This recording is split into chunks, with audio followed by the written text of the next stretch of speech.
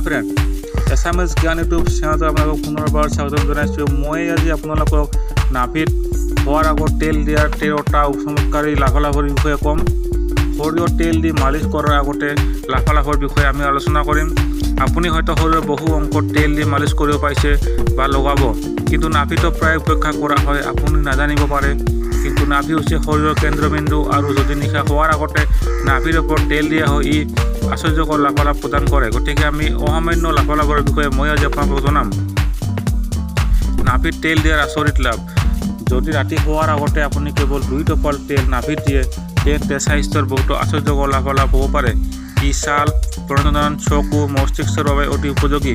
নাভিত তেল দি কি লাভালাভ উপলব্ধ হয়, মই এতিয়া আপোনালোকক বহলভাৱে বুজাই দিম। 1 নম্বৰত আছে আপোনাৰ নাভিত দৈনিক তেল দিলে ফটা ওঁঠ কোমল আৰু গুলপীয়া হয়। 2 নম্বৰত আছে ই চকুৰ জ্বলা পৰা, খজুৱতি আৰু ছালৰ শুকানতা আৰোগ্য লাভ কৰে। 3 নম্বৰত আছে আপোনাৰ নাভিত তেল প্ৰয়োগ কৰাই শৰীৰৰ যিকোনো অংশত জ্বলা ফুলাৰ সমস্যা থাকিলে হ্ৰাস কৰে। 4 নম্বৰত আছে নাভিত সৰিয়হৰ তেল প্ৰয়োগ কৰাৰ ফলত আঁঠুৰ বিষ উপশম হয়। 5 নম্বৰত আছে নাভিত সৰিয়হৰ তেল প্ৰয়োগ কৰিলে আমাৰ মুখৰ ৰং বৃদ্ধি কৰে, সেয়ে প্ৰতিদিন নাভিত সৰিয়হৰ তেল লগাব লাগে। 6 নম্বৰত আছে নাভিত সৰিয়হৰ তেল প্ৰয়োগ কৰি শাল মইনা আৰু দাগ আঁতৰ হয়। 7 নম্বৰত আছে নাভিত সৰিয়হৰ তেল লগালে আমাৰ পাচন প্ৰণালী শক্তিশালী হয়। 8 নম্বৰত আছে নাভিত তেল লগালে পেটৰ বিষ কম হয়। 9 নম্বৰত আছে নাভিত তেল লগালে হজম, খাদ্যৰ বিষ, ডায়েৰিয়া, ওকালি অহাৰ দৰে ৰোগ উপশম হয়। 10 নম্বৰত আছে আমাৰ শৰীৰটো নাভিত প্ৰজনন প্ৰণালীৰ সৈতে জড়িত, সেয়ে নাভিত তেল প্ৰয়োগ কৰিলে প্ৰজনন ক্ষমতা বিকশিত হয়।